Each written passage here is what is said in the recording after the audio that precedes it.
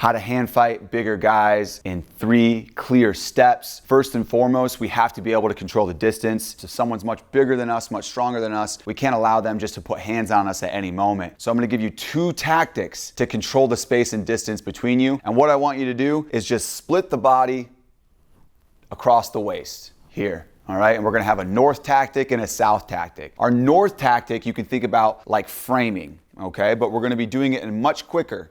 So my frames, my arms are gonna come up like jabs and post and prod at the shoulders and the forehead here.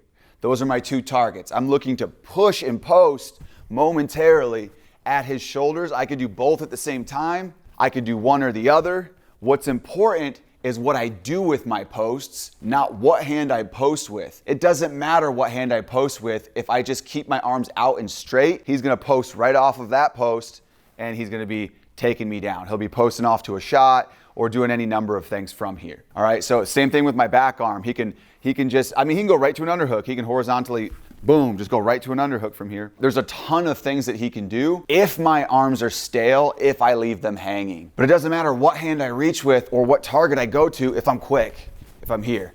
Especially the forehead, guys. The forehead is like probably the #1 way to keep somebody at bay. It's a great control point. When they try to grab your wrist or remove it, just remove your hand so they can't control you. So slow motion, this is what it looks like. Jake might be coming towards me, all 280 pounds of him. Man, he was a former rugby player. It's not somebody to mess around with in the hand fight if I'm not ready to make contact yet. So what I'm gonna do is post to this forehead circle. If he reaches up to remove it, I'm taking my hand down. Now, as I go back to make contact a second time, I might fake this hand and come up with this hand. Then as he goes to remove it, I'm circling and moving, helping to keep him at bay. Now, our south tactic, the activity, the tactic that we're using below the belt line is just reaching out towards the legs. It's one of the easiest fakes to learn and utilize in grappling. I don't even really have to sell it all that much. Just that motion of my hand reaching towards that leg is enough to get your opponent, oftentimes is enough to get them to respect and then stop in place. So here we are, slow motion. Again, Jake's coming at me. And what I'm looking to do is just reach out toward it, and he has to respect it. If he doesn't respect it, we're gonna use that information to then attack and swing around behind. Same thing with the back leg. If I'm here tapping, yup, he has to respect it. Or I'm reaching out with both hands, reaching out here, forcing him to respect my shot, the potential of my shot. Now, when you start mixing them together, the north tactic and south tactic, it creates a lot of dimension and a lot of stimulus for your opponent to react to, okay? So again, slow motion, we're here. If Jake's looking to advance, I circle, post, move my hand away, fake with my other hand, post, fake. There. Now that he's just dealing with my tactics and is no longer sitting back and thinking about his own offense, now I'm controlling his movement essentially from open position. Now that's step #1. Now step #2 is to approach in good position. Once I've controlled him from open, once I've controlled the distance, now I'm going to make contact on my terms, but in good position. So what does that look like? Especially against a bigger person, what I'm looking to do is keep the top of my head first things first, towards the ceiling at all times. So my head is straight up, my shoulders are slightly shrugged, just like a traditional stance, but it's hyper important that my head stays high. They're probably gonna have a height advantage on you, definitely gonna have a strength advantage. So if I walk in with my head even pointed slightly forward, when he grabs that collar tie, I'm gonna fold, right? I'm much more likely to adhere to whatever motion he's giving me, and the last place you wanna be is in a front headlock. A much bigger person. They've got all of their weight bearing down on you. The spine is the longest lever on the human body, and they're at the very, very end of it, reefing down on that front headlock. That is not where you want to end up. When your head's pointed towards the ceiling and your elbows are in tight at your ribs and your hands are close to your head, once my head is tilted up really, really high, as soon as he collar ties me, I can control it, I can mitigate it. For every inch that your head tilts forward, that's an extra 50 pounds of leverage that he's gonna get off of your collar tie. So keep your head pointed up, keep your hips underneath you, and be ready to pass off and dig for inside position from here. And it is okay to come in slightly more postured than you would against the same size or especially a smaller opponent. Being that they're bigger than you, you usually are gonna have some kind of a speed advantage. So posturing up isn't costing me a lot because I'm gonna be able to see them change levels and try to attack. Being postured up also allows me to keep stronger posture. It allows me to activate my posterior in a way that costs me less energy, right? So when he does start asserting his ties, I'm not gonna adhere to them quite as much, right? So if I'm postured up and that collar tie comes in, I'm able to hand fight and pummel.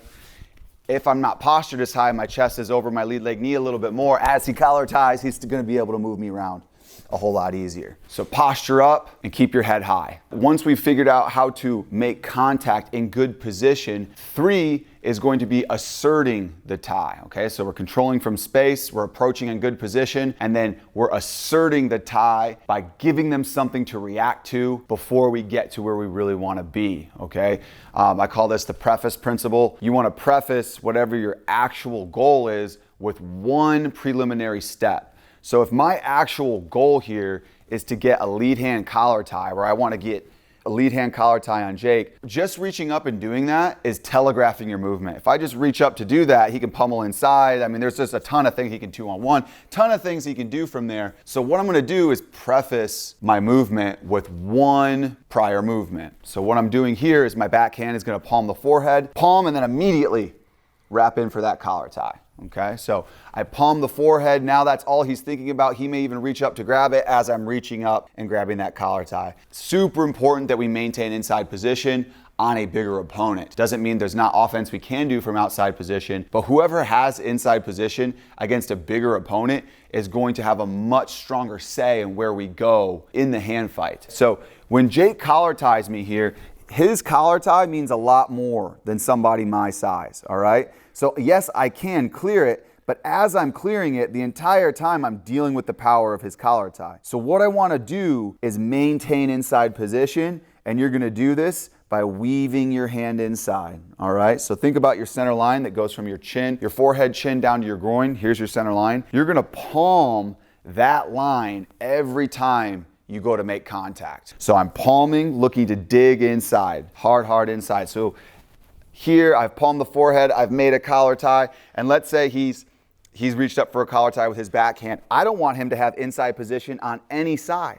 I want double inside position. So I'm gonna weave, palm center line, coming up inside, maybe do a double collar tie, or maybe to an armpit tie. But when you've got this armpit tie, I want you to bring your elbows in tight and close, because he's a smart grappler. He's going to be trying to weave his own hands inside, and I need to block it before it does. If he beats me, I need to go right back into my inside position here. And it's a continuous fight for inside position. He fights over here for inside. I'm going to weave. My palm's going to touch center line as I grab my collar tie here. As soon as I've got inside position, I need to move him. I need to push, pull. All right, if you want to bully a bigger person, or you want to at least hold your own against a bigger person, you have to give them motion to deal with. If I don't do anything, if I just sit here with my inside position, what it's going to look like is an endless series of mindless pummeling, essentially negative gripping. So if we just stand here and our feet are glued to the ground, he can just pummel inside, and I'm going to do the same thing. There's really nothing stopping him from doing that again. No matter how close I keep my elbows together, we're just going to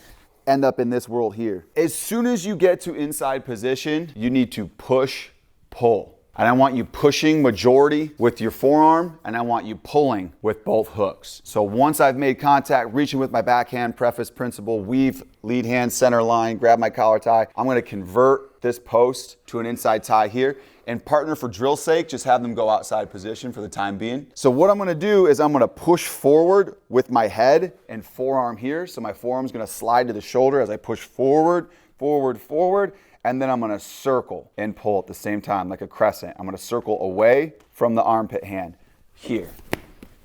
And then I'm going to push, and then I'm going to circle the other way. I'm going to circle with my collar tie side here.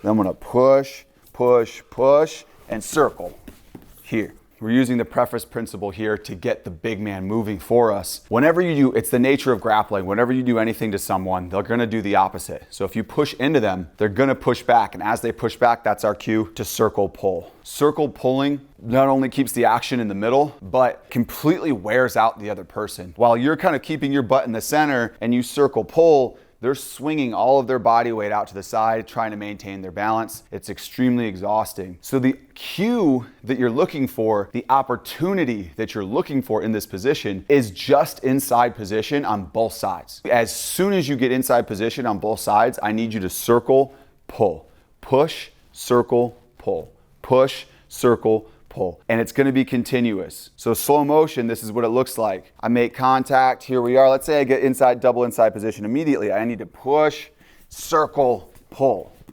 right? And he is not gonna just stand there. He's gonna take inside position from me at some point. Let's say he pummels in, and now he's got double inside position on me. As soon as we're here, I look to take it back from him, and as I'm getting inside position, I push, circle, pull. Maybe he's rotated inside on one side.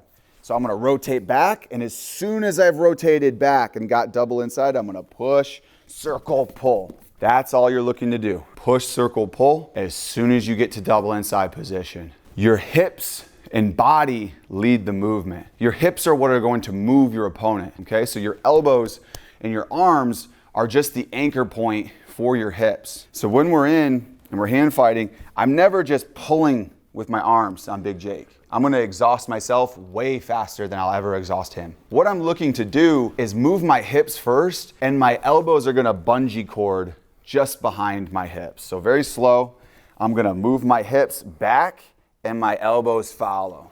So when we circle, it's like a crescent.